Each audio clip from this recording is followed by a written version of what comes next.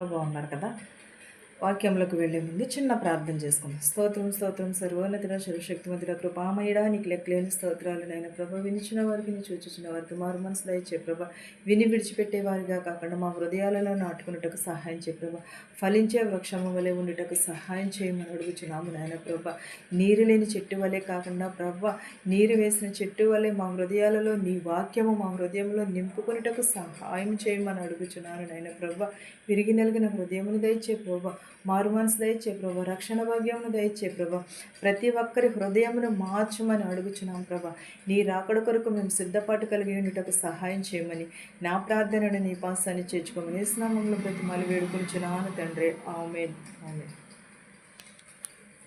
2వ రాజుల గ్రంథము 20వ అధ్యాయము 5వ వచనం చూద్దామండి. నీవు తిరిగి నా ప్రజలకు అధిపతి అయిన హిజ్కియా యొద్దకు పోయి అతనితో ఇట్లను, నీ పితరుల దేవుడైన దావీదునకు దావీదునకు దేవుడకు యెహోవా నీకు సెలవిచ్చినదేమనగా, నీవు కన్నీళ్లు విడుచుట చూచితిని. నీ ప్రార్థన నేను అంగీకరించి ఉన్నాను. నేను నిన్ను బాగు చేసేదను. 3వ దినమున నీవు యెహోవా మందిరమునకు ఎక్కిపోదువు అను. ఏంటి? హిజ్కియా ప్రార్థన చేసినప్పుడు హిజ్కియా ప్రార్థన దేవుడు ఆలకించి ఎన్ని సంవత్సరాలు ఆయుష్ పొడిగించాడండి? 15 సంవత్సరాల ఆయుష్ పొడిగించాడు. కన్నీళ్ళు ఎప్పుడును కూడా, కన్నీటి ప్రార్థన ఎప్పుడును కూడా వృధా కాదు. కన్నీటి ప్రార్థన ఎప్పుడును కూడా దేవుడు ఆలకిస్తూ ఉంటాడు. మనం ఏమనుకుంటామంటే జవాబు రాలేదని వెంటనే దేవుడు నా ప్రార్థనను ఆలకించలేదు, దేవుడు నా ప్రార్థన వినట్లేదు, నాకు సమాధానం ఇవ్వట్లేదు అని అనుకుంటాం. కానీ ఎప్పుడును కూడా దేవుడు సమాధానం ఇస్తాడు. కాదంటే కొంచెం ఆలస్యం అవ్వచ్చేమో, ఆలస్యం వెనకాల అద్భుతమైన కార్యములు జరుగుతాయని మన పెద్దవారు చెప్పి ఉన్నారు కదండి. అలాగే మనము కన్నీళ్లు విడిచుచు ప్రార్థన చేసినప్పుడు ఎప్పుడును కూడా వృధా కాదు. నీ కన్నీటి ప్రార్థన దేవుడు అంగీకరించి ఉన్నాడు. నేను నిన్ను బాగు చేసేదను అని చెప్పుచున్నాడు. దేవుడు నీ ప్రార్థనను వింటున్నాడు. నీ మాటలు మాత్రమే కాదు, నీ హృదయాన్ని కూడా చూస్తున్నాడు. ప్రార్థనని కాదు, నీ హృదయాన్ని కూడా చూస్తూ ఉన్నాడు. చూసి దానికి జవాబు ఇస్తాడు. కాదంటే కొంచెం ఆలస్యం అవుతుందేమో, కానీ ఆలస్యము కాదు. ఎందుకంటే నీవు మార్చుకోవాల్సినది ఏదో ఉన్నది. అందుకనే దేవుడు ఆలస్యం చేస్తున్నాడు. అంతేగాని దేవుడు నీ ప్రార్థన వింటలేదని అనుకోకూడదు. నీ ప్రార్థనని దేవుడు కంపల్సరీ వింటాడు. నీ బాధ, నీ కన్నీళ్లు కూడా దేవునికి తెలుసు. ఆయన నిన్ను పట్టించుకుంటాడు. కాదంటే తగిన సమయం ఉంది. ప్రతిదానికి కూడా సమయం ఉన్నది కదా. ఆ సమయం ఉంది దేవుడు నిన్ను బహుగా హెచ్చించబోతున్నాడు. కాదంటే ఓర్పుని, సహనమును కలిగి ఉండాలి. నీకు బాధ ఉన్నది, నీ కన్నీళ్లు విడిచుచు దేవునికి ప్రార్థన చేస్తున్నావు, వింటున్నాడు. అయినా సరే దేవుడు నీకు సమాధానం ఇవ్వట్లేదు అనుకుంటున్నావేమో. ఆయన కరుణ అపారమైనది. ఎలాంటిది? ఆయన కరుణ అపారమైనది కనుక ఆయన నిన్ను బాగు చేస్తాడు. కాదంటే మనము నిరీక్షణ. యోబుని బాగు చేయలేదా దేవుడు? యోబుని సాతాను ఎంత శోధించిందండి. అయినా సరే దేవుడు ఆయన చుట్టూ కంచి వేశాడు. కంచి తీసివేసేసిన తర్వాత కూడా అతను దేవుని విడిచిపెట్టలేదు. అలాంటి నిరీక్షణను కలిగి ఉండాలి. ఆయన కరుణ అపారమైనది కనుక ఆయన నిన్ను ఎప్పుడును కూడా విడిచిపెట్టడు. దేవుని మీద నమ్మకము ఉంచాలి. ఆయన నీకు చెప్పినది తప్పనిసరిగా దేవుడు వాగ్దానం చేసిన వాడు ఎప్పుడును కూడా విడిచిపెట్టేవాడైతే కాదు. వాగ్దానం చేసిన వాడు ఎవరు? నమ్మదగిన దేవుడు. ఆయన ఇశ్రాయేలులను కాపాడువాడు, కునుకడు నిద్రపోడు అన్నాడు. అలాంటినప్పుడు మనం ఏం చేయాలి? వాళ్ళని కాపాడినప్పుడు మనల్ని కూడా దేవుడు కాచి కాపాడతాడు కదా. వారికి తోడుగా అండగా ఉన్నప్పుడు దేవుడు మనల్ని కూడా అండ ఉంటుంది కదా. ఆయన కృప మన మీద ఉంటుంది కదా. దేవుని మీద నమ్మకము మాత్రమే ఉంచాలి. ఆయన చెప్పినట్లు నిన్ను బాగు చేస్తాడు. ఎప్పుడు కూడా మాట ఇచ్చి తప్పనివాడు కాదు దేవుడు. మాట ఇచ్చే తప్పక నెరవేర్చేవాడే మన దేవుడు. కానీ మనం ఏం చేయాలి? కన్నీళ్లు విడిచుచు ప్రార్థన చేయాలి. ఉదయాన్నే లేచి ప్రార్థన చేయాలి. ఉదయమున, సాయంకాలం, మధ్యాహ్నమున 24 గంటల దేవునికి కొంత సమయం ఇవ్వడానికి మనకి అవకాశం అనేదే ఉండదు. నేను రోజును ప్రొద్దున్నే బైబిల్ వాక్యాలు పంపుతూ ఉంటాను. బైబిల్ వాక్యాలు పంపించినప్పుడు ఒకరోజు నా స్నేహితురాలు ఇంటికి వెళ్ళాను. నా స్నేహితురాలు ఇంటికి వెళ్ళి నేనేం చేశానంటే ఒకసారి ఫోన్ తీసుకుని చూశాను. మామూలుగానే చూశాను, చూడాలని కాదు. చూస్తే ఒక్క మెసేజ్ కూడా తను ఏం చేసింది? ఓపెన్ చేసి చూడలేదు. నేను పెట్టిన ఈ ఒక్క మెసేజ్ కూడా. కానీ నేను వెళ్ళేసరికి తను ఏం చేస్తుందంటే అష్టాచెమ్మాట ఆడుతుంది. నేను వెళ్ళేసరికి అప్పుడు అన్నాను, ఏవే ఎందుకు అసలు ఒక్క వాక్యం కూడా చదవలేదు, ఒక్క వాక్యం కూడా అసలు ఓపెన్ చేయలేదు అని అడిగితే, అక్క నాకు ఖాళీ లేదక్క, అసలు నాకు ఖాళీ ఉండదక్క, బైబిల్ చదువుకుని ఖాళీ ఉండదక్క, నాకు నాకు వాక్యం చదువుకుని ఖాళీ ఉండదక్క అసలు. నేను వెళ్ళేసరికి ఏం చేస్తుందాను అష్టాచెమ్మాట ఆడుతుంది.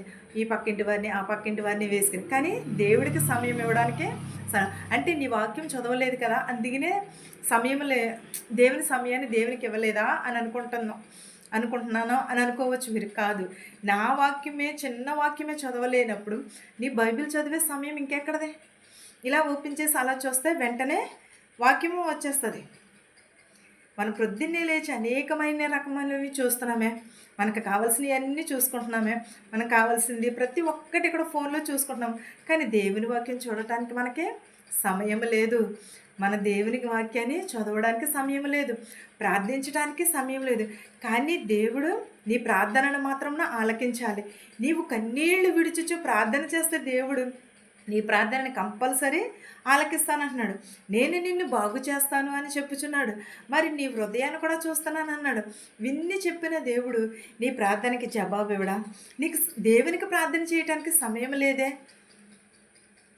అలాంటినప్పుడు దేవుడు నీ ప్రార్థన వినటానికి సమయం ఇస్తున్నాడు కదా. ఏ సమయం అందైనా సరే, రాత్రి వేళవని పగల వేళవని, ఏ సమయం అందైనా సరే దేవుడు నీ ప్రార్థన ఆలకించడానికి నీ సమయాన్ని నీకే కేటాయించి ఉంచాడు. అలాంటినప్పుడు దేవుని ఇచ్చిన ఆయుష్ని, దేవుడిచ్చిన సమయాన్ని, దేవుడిచ్చిన ఈ ఉదయకాలమును సాయంకాలమును ఇవన్నీ కూడా దేవునిచ్చినవే కదా. భూమి ఆకాశములను కూడా దేవుడిచ్చినవే కదా. ఇన్ని దేవుడిచ్చినప్పుడు దేవుని సమయానికి దేవుడు సమయాన్ని దేవునికి ఇవ్వడానికి నీకు ఖాళీ లేదా? ఒక్కసారి ఆలోచించాడు ప్రియ సహోదరి సహోదరులారా. ఎప్పుడైనా సరే దేవుడి సమయాన్ని దేవునికి మనము ఇవ్వాలి. ఒక్క 5 నిమిషాలే కదా ఇమ్మంటున్నాడు దేవుడు. 24 గంటలు నీవే కదా. ఒక గంట దేవుని ప్రార్థించలేవా? ఒక నిమిషము దేవుని ప్రార్థించలేవా? అంత ఖాళీ లేదా నీకు? నీ హృదయంలో ప్రభువా నా ప్రార్థనను ఆలకించి ప్రభువా అని నీకు బాధ వచ్చినప్పుడైతే ప్రార్థన చేసేస్తావే. బాధ రాలన్నప్పుడైతే నువ్వు ప్రార్థన చేయడానికి నీకు సమయం లేదా? ఇప్పుడున్న సమయం అప్పుడు ఎందుకని లేదు? ఒక్కసారి నీ హృదయాన్ని నువ్వు ఆలోచించుకో. నీకు బాధ కలిగినప్పుడు కాదు, సంతోషం కలిగినా కూడా దేవుని ప్రార్థించాలి. ప్రతి సమయంలోనూ కూడా ప్రార్థించాలి. ప్రతి నిమిషమును కూడా ప్రార్థన ఆలకించేవాడు ఆయనే. నీవు కన్నీళ్లు విడిచుట చూచితినని అంటున్నాడు. నీ ప్రార్థన నేను అంగీకరిస్తానంటున్నాడు. నేను నిన్ను బాగు చేస్తానని అంటున్నాడు. బాధలో ఉన్న, వేదనలో ఉన్న. కానీ దేవుని ప్రేమ ఎలాంటిది? అపారమైనది, నమ్మకమైనది, విశ్వాసము కలిగినది. దేవుని మీద మనము విశ్వాసమును కలిగి ఉండాలి. మనం ప్రార్థన ఏం చేసేస్తాం?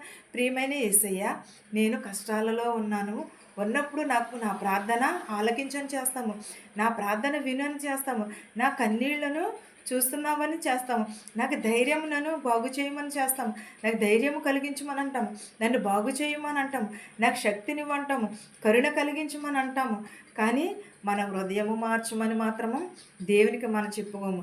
నీ జీవితంలో నీ చేతిలోనే ఉంది. నా జీవితము నా చేతిలోనే ఉంది, నీ జీవితము నీ చేతిలోనే ఉన్నది. ఎందుకంటే దేవుడిచ్చిన సమయాన్ని మనము సద్వినియోగం చేసుకుని ఎదరకు వెళ్ళాలి. దేవుడు ఏమంటున్నాడు? నిన్ను నేను బాగు చేస్తానని అంటున్నాడు. నీ ప్రార్థనని నేను ఆలకిస్తున్నాను అంటున్నాడు. నీ మొర నేను ఆలకిస్తున్నాను అంటున్నాడు. నీ ప్రార్థన నేను అంగీకరిస్తున్నానని అంటున్నాడు. అలాంటినప్పుడు దేవుడు నీ శ్రమలలో నీ కదా వేదనలు ఎప్పుడును కూడా ఆలకిస్తూ ఉంటాడు. ఎప్పుడును కూడా దేవునికి ప్రార్థన చేయాలి. ప్రార్థన విన్నపములు దేవునికి తెలియచేస్తే కంపల్సరీ దేవుడు మొరపెట్టిన వారికి ఉత్తరం ఇస్తానని అంటున్నాడు.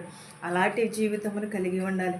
మనం కన్నీళ్లు విడిచుచు ప్రార్థన చేయాలి, మన కుటుంబం కోసము, మన కోసము. కానీ వీటన్నిటికంటే ముఖ్యమైనది మన హృదయము మారాలి, మన మనస్సు మారాలి అని మెయిన్ ప్రార్థన చేయాలి. దేవుని రాజ్యంలో ప్రవేశించాలంటే మనమేమో ఇక్కడ ఇల్లుని చక్కబెట్టుకోవాలి, అప్పుడు దేవుని రాజ్యంలో ప్రవేశిస్తాము. మనము ఇక్కడ ఇల్లు అంటే వాక్యం అనే ఇల్లును మనము శ్రద్ధగా మనం గ్రహించి దానిని అనుసరిస్తేనే దేవుని రాజ్యంలో ప్రవేశిస్తాం. ఈ వాక్యము మనందరికీ తోడయుండునుగాక. ఆమేన్. ప్రార్థించుకుందాం. స్తోత్రం స్తోత్రం స్తోత్రం. సర్వోన్నతుడా, సర్వశక్తిమంతుడా, కృపామయుడా నీకు లెక్కలేని స్తోత్రాలు నాయన ప్రభా. విరిగి నలిగిన హృదయములు దయచే ప్రభా, మారు మనసు దయచే ప్రభా, రక్షణ భాగ్యములు దయచే ప్రభా, నిన్ను స్తుతించే భాగ్యములు దయచేయమని అడుగుచున్నాను నాయన ప్రభా. నీకు స్తోత్రము, నీకు వందనాలు నాయన ప్రభా. నాయన నీకు స్తోత్రాలు నాయన ప్రభా. ప్రభా మా ప్రార్థనను ఆలకించు నాయన ప్రభా, మా మరణను వినమని అడుగుచున్నాము నాయన ప్రభా. నాయన ప్రభా, అనేక మంది అనేక రోగములతో ఉన్నారు ప్రభా, వారందరినీ స్వస్థపరచు నాయన ప్రభా. అనేక మంది నాయన ప్రభా నేను త్రొట్టిల్లు పోచున్నారు నాయన ప్రభా, త్రొట్టిల్లు పోకుండా నీ పాదాల చెంత చేర్చుకొని నాయన ప్రభా. వెదవరాలు బిడలని దీవిస్తానన్నావు నాయన ప్రభా. వృద్ధాప్యంలో ఉన్నారు, నడు వయసులో ఉన్నారు, అంగవైకల్యం కలిగిన వారిని, చెవిటి వారిని, మోగవారిని కూడా దీవించి ఆశీర్వదించమని అడుగుచున్నాను నాయన ప్రభా. విరిగి నలిగిన హృదయమును దయచే ప్రభా, మారు మనసు దయచే ప్రభా.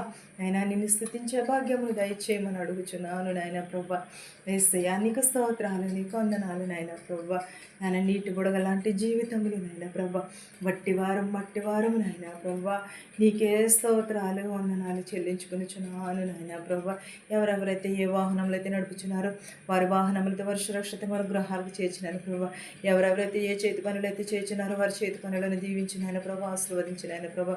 విరిగి నలిగిన హృదయములు దయచే ప్రభా, మారు మనసు దయచే ప్రభా, రక్షణ భాగ్యములు దయచేయమని అడుగుచున్నాను నాయన ప్రభా. నీకు స్తోత్రము, నీకు వందనాలు నాయన ప్రభా. నాయన ప్రభా నీకు స్తోత్రాలు, నీకు వందనాలు. యేసయ్యా నీకు స్తోత్రము నాయన ప్రభా.